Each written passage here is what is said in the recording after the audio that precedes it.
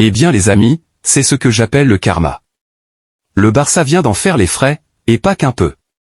Les Catalans se sont fait balayer aujourd'hui par le FC Séville, une équipe qui ne les avait plus battus depuis 6 ou 7 matchs, si je ne dis pas de bêtises. Et pourtant, cette fois, Séville a complètement dominé le match du début à la fin.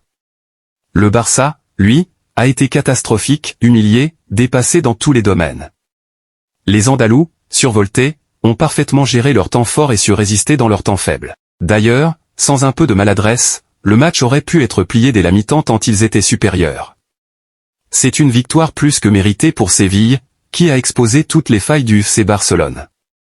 Alors oui, il manquait quelques joueurs côté catalan, mais même avec les remplaçants, l'effectif du Barça est censé être largement au-dessus de celui de Séville. Et pourtant, quelle leçon!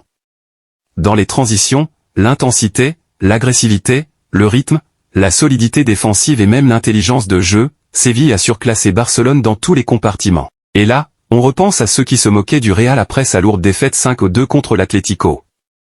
Eh bien, une semaine plus tard, le Barça en prend 80. Le karma, encore et toujours. Il faut savoir rester humble, ne pas se croire intouchable, car la roue tourne vite. Aujourd'hui, ce sont les supporters madrilènes qui célèbrent, et les fans du Barça qui pleurent un juste retour des choses. Et comme on dit, pleurer un bon coup, ça vous fera du bien. Personnellement, je suis ravi, je rentre du Japon, le Real a gagné hier, le Barça perd aujourd'hui, et on retrouve la première place du classement avant le Classico de fin de mois. Bien sûr, il reste encore quelques matchs avant, mais c'est toujours agréable d'aborder la trêve en haut du tableau. Et puis, au moins, cette saison encore, aucune équipe espagnole ne fera un parcours invincible. C'est réglé avant même la mi-saison. Analyse du match. Côté Séville, belle alchimie entre jeunes talents et cadres expérimentés. On a vu un Alexis Sanchez revanchard contre son ancien club, décisif en plus. Des joueurs comme Isaac Romero, Vargas ou Sousa ont été excellents, tout comme Carmona, Azpilicueta, Marcao et Sousa derrière. Le Barça, lui, avait choisi une approche très offensive avec Ferran et Rashford pour compenser les absences de Lamine Yamal et Rafinha, toujours blessés.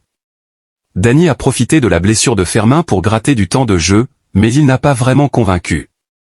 Et Ansu Fati, malgré la confiance que semble lui accorder Hansi Flick, a eu du mal à peser dans le jeu. Même De Jong est passé à côté, manquant cruellement d'agressivité.